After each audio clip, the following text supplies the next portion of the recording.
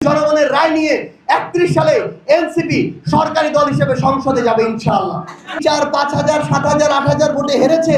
তাদের শুধু একটা নির্বাচন করার পূর্ব অভিজ্ঞতা থাকলে এই ভোটে তারা হারতো না, কারণ তারা আসলে ভোটে হারে নাই। তারাও তাদের ওই কৌশলের কাছে, অপকৌশলের কাছে তাদেরকে হারতে হয়েছে।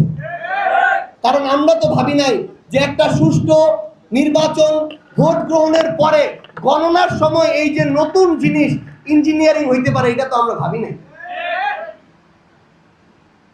তাহলে আপনাদের কাছে অনুরোধ, আপনারা এই প্রস্তুতিটা নেওয়া শুরু করেন। আমার অনেক মেয়র লাগবে, অনেক উপজেলা চেয়ারম্যান লাগবে, অনেক এমপি লাগবে।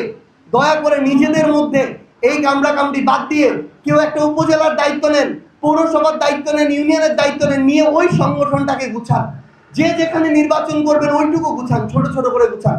তাহলে এনসিপি, আমরা বিশ্বাস করি আগামী 2 বছরের মধ্যে বাংলাদেশের প্রত্যেকটা ওয়ার্ডে এনসিপির ছাত্র, যুব, নারী, শ্রমিক প্রত্যেকটা অঙ্গ সংগঠনের কমিটি থাকবে।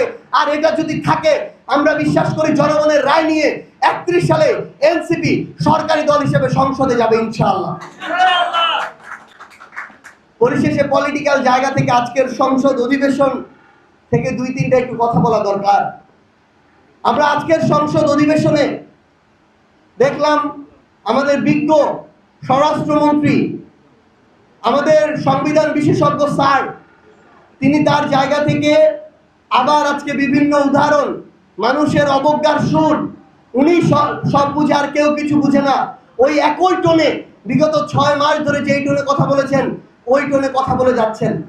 আমরা দেখলাম এর আগেও একদম স্পিকারের চেয়ার থেকে শুরু করে বিভিন্ন জন ওই সংসদে তারা তাদের জায়গা থেকে বলেছে এটা শাহবাগ নয়, এটা পল্টন নয়।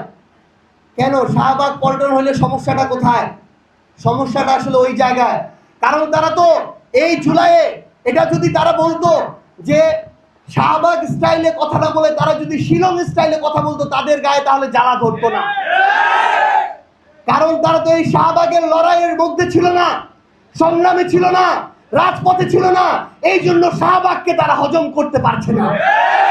ওই পল্টনে তাদের ওই অফিসের সামনে যখন মানসিক ভারসাম্যহীন একটা ছেলে নৃত্য দেখাচ্ছিল, রুহুল কবির রিজভী যখন 3 জন নিয়ে গেট বন্ধ করে ওইখানে বসেছিল, ওই পল্টনকে তো তারা হজম করতে পারবে না।